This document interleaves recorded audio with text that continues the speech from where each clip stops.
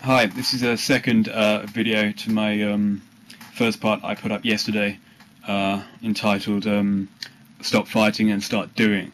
Already I've got two very good and well thought out and informed comments on my video from two different people that I think is brilliant, and just wanted to talk about that really, and it's inspired me to do this second one.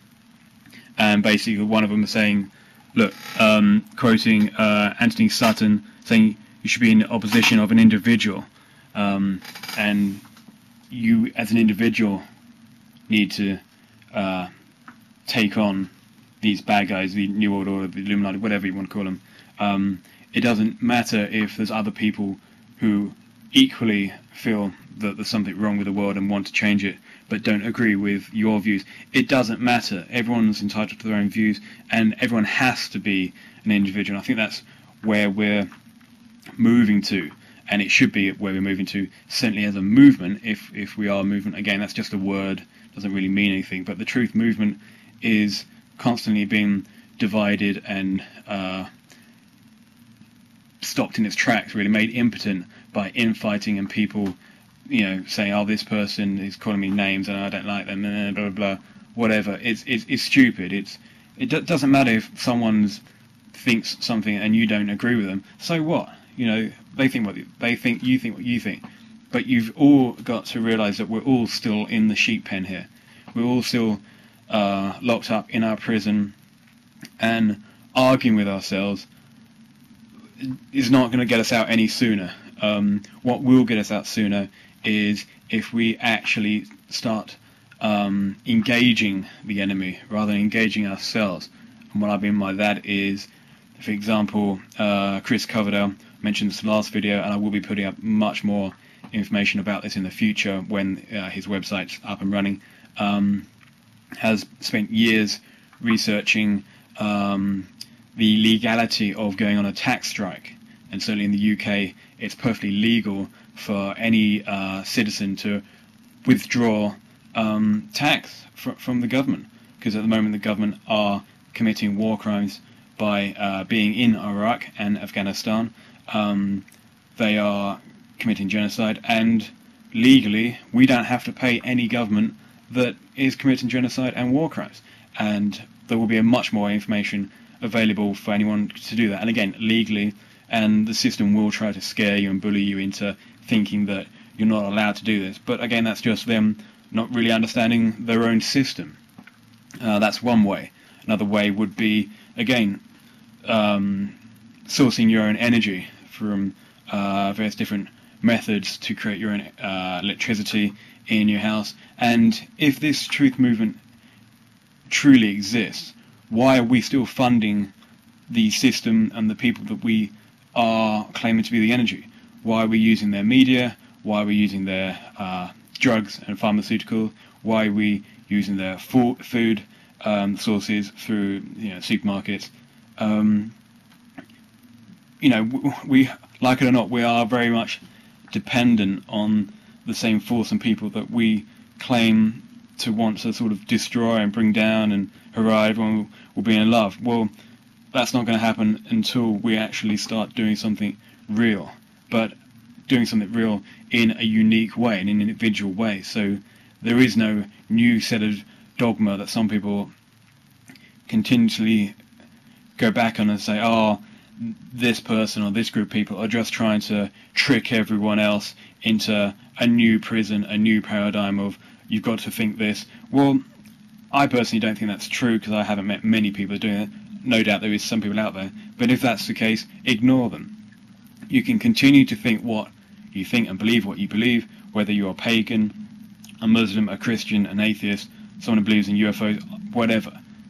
We can all agree on that we're in a prison cell and we're sheep, or we are locked up and they're laughing at us because we're fighting amongst ourselves. And anyone who writes things on forums and on Facebook slagging off someone else because they slagged them off in the first place, well, sorry, but you're part of the problem. You've really got to stop that, because it's not only is it making you look like an idiot, it's not getting anyone anywhere, and it's helping the system. And I would suggest that anyone that does that probably, is trying to work against anyone else who's trying to do something positive. We all individually need to stand up and do something and take responsibility. That's the other thing. That there's no responsibility for your own actions anymore, in terms of if you want to change the country, change the world, get rid of these people in power, expose corruption. Well, you're going to have to do something, and you're going to have to change your own personal life first.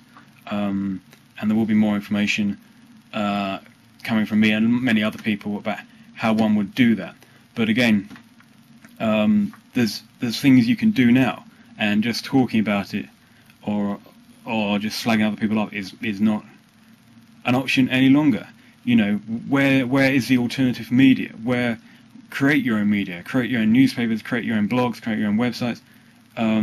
Why do we continually use and depend on the same things that we all say? Oh, it's being corrupted. Oh, they've got control of the media and they have done for years.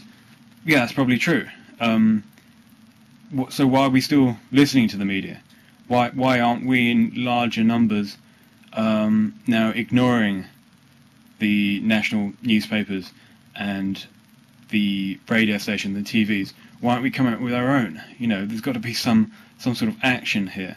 And yes, the newspapers are starting to fail. They are starting to lose money, and their distribution is going down because of lack of interest and lack of advertising and etc. But there need to be something to replace that. And again, we the Truth Movement, if you like, anyone who claims to know that there's something wrong with the world and wanting to do something, well, we've got to be in place to come up with a new culture, a new system, a new operating system. Because the last one, Windows 2000, whatever, XP, didn't work because it was defined and designed by someone else for someone else's agenda. So why don't we come up with our own operating system? The one is a bit more fairer, and that's not going to terrorize us and enslave us. And this only will work by working together and speaking with each other. Again, not to change anyone's religion or worldview or knowledge or a sense of themselves, because we're all individuals, and this new operating system has to respect that and show that. But at the same time, together as individuals, we can be very, very strong indeed, because the people that we're supposed to be disliking are very few in number. And I actually think certainly they've got quite a weak hand on things. I don't think they're particularly strong or resilient to people making a difference. Certainly if we withdrew money from them in terms of not paying tax, and certainly not using their affiliated companies, corporations, etc., this will damage what they're trying to do and slow them down. So let's got to do that. More information will be coming shortly from the people that are working very, very hard to get this information out there. And I'd love to hear from anyone listening to this with your ideas and thoughts about what we can do, what other people can learn from themselves to do to become self-sufficient, whatever it may be. Let's start talking, and let's not start petty arguments. Anyway, that's all for now.